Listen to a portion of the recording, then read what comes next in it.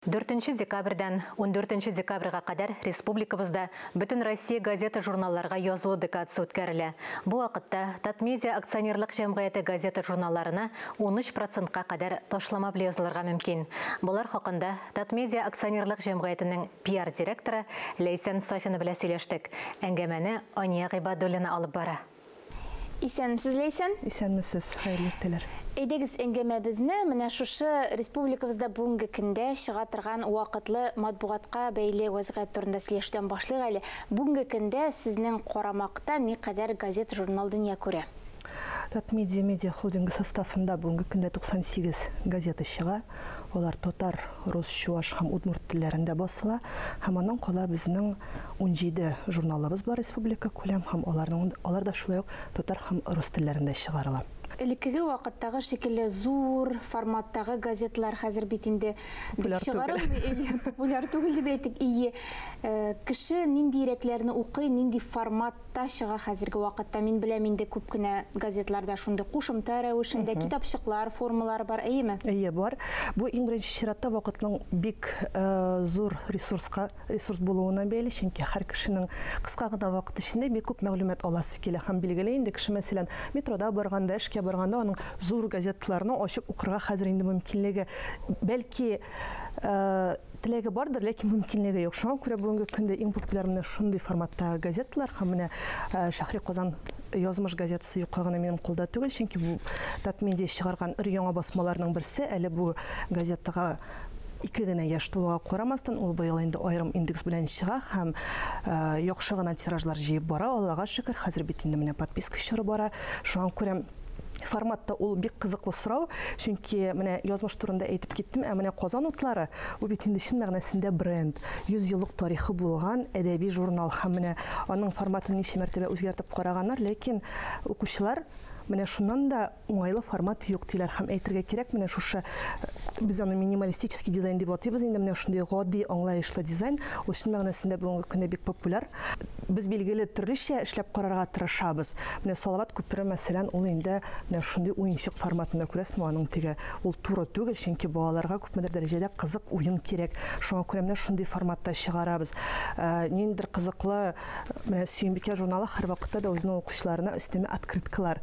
Әниләр көненә 8 мартка менә хәзер яңа елга да безнең укучыларыбыз менә шундый открыткалар алу мөмкинлегенә ия. Шуңа күрә экспериментлар бар, ләкин иң кулай формат менә бүгенге көндә менә шушы санала. Шуңа күрә дә инде бик күп басмалар менә шундый форматта чыга. Китап бастыру өчен, дәфтәр чыгару өчен кагаз кирәк.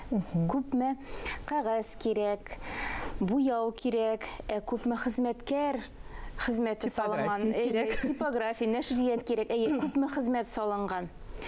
Шул ук вакытта алар бит инде үзләрен акларга тиешләр менә бу чыгымнар, әйеме? Алар һичшиксез акларга тиешләр үзен, чөнки алар иң беренче чиратта үз аудиториясын табып, алар аудиторияга барып җитәргә тиеш һәм соңгы арада бик популяр булган шундый сүзләр, кеше газета, журнал укымый, телевидение карамый, радио тыңламый диләр, ягъни классик масса күләм мәгълүмат чаралары янәсе бүгенге көндә юкка чыга. Ләкин мин моның белән килешмим, чөнки күп кенә яшьләр һәр вакытта да һаман да китап укый, һаман да журнал укый. Ягъни безнең укучыбыз ул һәр вакытта да калачак һәм алар һәр вакытта да безнең белән калсын иде.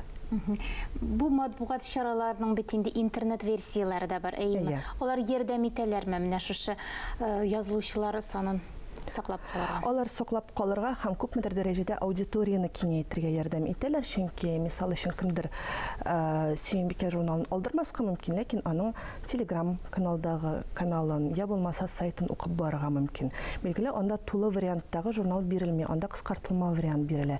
Ләкин һәр хәлдә мисал өчен шул Сөембикә я булмаса сәхнә журналы белән танышырга теләгән кеше, ул азмы күпме дәрәҗәдә әлеге матбугат чарасының ниндирәк форматта икән, ниндирәк темага багышланган аңлый һәм күпмедер дәрәҗәдә үзенә кирәкле материал туплый. Бу нигездә инде яшь буын өчен эшләнә һәм бу чыннан да дөрес, чөнки тенденциялардан калышырга ярамый. Редакциягә да үз фикерләрен тиз арада менә шушы рәвешле без аларның фикерләрен алабыз. Бу заманча тел белән әйткәндә фидбэк дип атала инде. Шуңа күрә аның эчендә бу бик мөһим, чөнки без мисал өчен шушы нинди дә булса хатын-кыз тарихы язылган икән, теге кемнәрдер менә бездә дә андый хәл булды, безнең районда да андый кешеләр бар бит, әле шуңардан алып аның тарихын яздыгызмы дигән менә шундый бик күп кайта авазлар килә.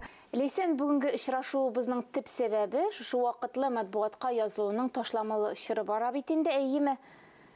Декада старт алды 4 декабрьдә һәм ул 14-сенә хәтле дәвам итә. Шушы көннәр дәвамында безнең әбүнәчләребез вакытлы матбугатка 13%-ка кадәр ташлама белән языла ала.